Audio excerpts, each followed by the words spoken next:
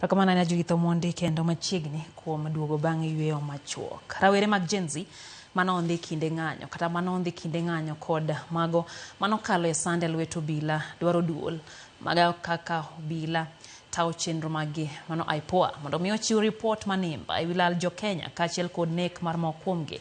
Rawerego wacho ni od bura kachiel kod duond buche ma onego ket sirikal tesre sani ninde tijgi. Cynthia Onyango ntiere kod ler.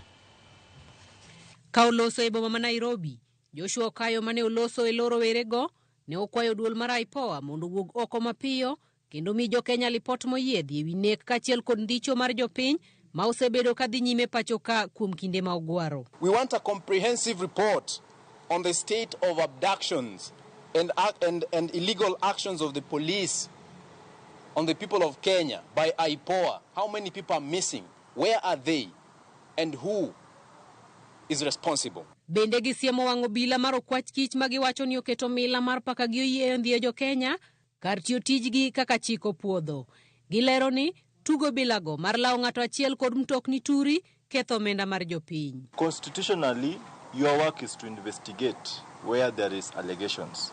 I want to urge you, I know you know that is what you ought to be doing. Let us embrace a culture where if Sankara has got questionable integrity, avoid the drama. You are wasting public money going for one individual with 10 Subarus. Are you no more? We don't want this militarization and police state that we see in East Africa. Rowere gi bende okwayo riwruog jodolo mar dind Islam mong'ere ni SUPKEM mondo wuog oko kendo se sirikal ewi mago ma ok dhi kare pacho ka kaka jowetegi mag jokristo yande osetimo. We have seen the Kenya Conference of Catholic Bishops speak. We have seen other bishops from other denominations speak. We have seen the Anglican Church speak. And we are happy that they are all, in support of what the Kenyans are crying out for.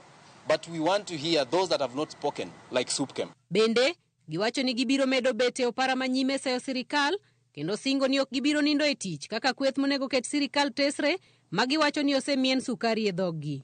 And we are ready to ask the questions that our compromised parliament and the opposition, which is no longer existing, aren't bold enough to ask Mr. Ruto. Cynthia Onyango, Ramogi TV.